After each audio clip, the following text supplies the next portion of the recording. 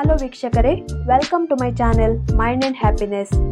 ನಮ್ಮಲ್ಲಿ ಬಹಳಷ್ಟು ಜನ ಸಣ್ಣ ಸಣ್ಣ ವಿಚಾರಗಳಿಂದ ಭಯಭೀತರಾಗ್ತಾರೆ, ಸೆಲ್ಫ್ ಕಾನ್ಫಿಡೆನ್ಸ್ ಕಳೆದುಕೊಳ್ಳುತ್ತಾರೆ, ಜೀವನದಲ್ಲಿ ಉತ್ಸಾಹವನ್ನು ಕಳೆದುಕೊಳ್ಳುತ್ತಾರೆ. ಈ ಭಯವನ್ನು ಹೋಗಲಾಡಿಸಿ ಮೆಂಟಲಿ ಸ್ಟ್ರಾಂಗ್ ಆಗುವುದು ಹೇಗೆ ಎಂದು ಇವತ್ತಿನ ಈ ವಿಡಿಯೋದಲ್ಲಿ ನೋಡೋಣ. ನಂಬರ್ 1, ಪಾಸಿಟಿವ್ ಆಗಿ ಮಾತನಾಡಿ. ನಿಮ್ಮ ಮನಸ್ಸಲ್ಲಿ ಏನೇ ನೆಗೆಟಿವ್ ಆಲೋಚನೆಗಳಿರಲಿ, ನೀವು ಮಾತ್ರ ಪಾಸಿಟಿವ್ ಆಗಿ ಮಾತನಾಡಬೇಕು. ನೀವು ಎಷ್ಟು ಹೆಚ್ಚು ಪಾಸಿಟಿವ್ ಆಗಿ ಮಾತನಾಡುತ್ತೀರಾ, ಅಷ್ಟೇ ಹೆಚ್ಚು ಮೆಂಟಲಿ ಸ್ಟ್ರಾಂಗ್ ಆಗ್ತಾ ಹೋಗ್ತೀರಾ. ನಂಬರ್ 2, ನಿಮ್ಮನ್ನು ನೀವು ದೂಷಿಸುವುದನ್ನು ನಿಲ್ಲಿಸಿ.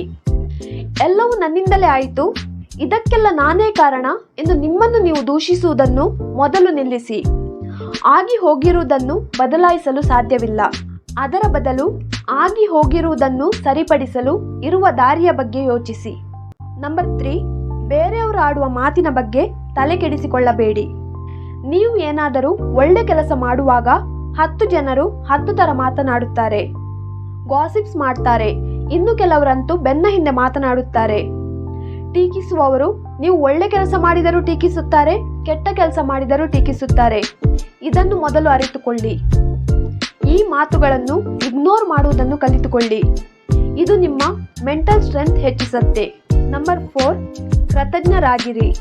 ಯಾವಾಗಲೂ ನನ್ನ ಹತ್ರ ಅದಿಲ್ಲ ಇದಿಲ್ಲ ಎಂದು ಇಲ್ಲದಿರುವುದರ ಬಗ್ಗೆ ಯೋಚಿಸುವುದನ್ನು ಬಿಡಿ. ಅದರ ಬದಲು ನಿಮ್ಮಲ್ಲಿ ಏನಿದೆಯೋ ಅದರ ಬಗ್ಗೆ ಸಂತೋಷ ಪಡಿ ಮತ್ತು ದೇವರಿಗೆ ಕೃತಜ್ಞತೆ ಹೇಳಿ. ಪ್ರತಿದಿನ 10 ನಿಮಿಷವಾದರೂ ಒಂದು ಪುಸ್ತಕದಲ್ಲಿ ನೀವು ಏನನ್ನು ಅಚೀವ್ ಮಾಡಬೇಕು ಮತ್ತು ಹೇಗೆ ಅಚೀವ್ ಮಾಡಬೇಕೆಂಬುದನ್ನು ಬರೆಯಿರಿ. ಇದು ನಿಮ್ಮ ಮನೋಬಲವನ್ನು ಹೆಚ್ಚಿಸುತ್ತೆ. Number 5, stop over thinking.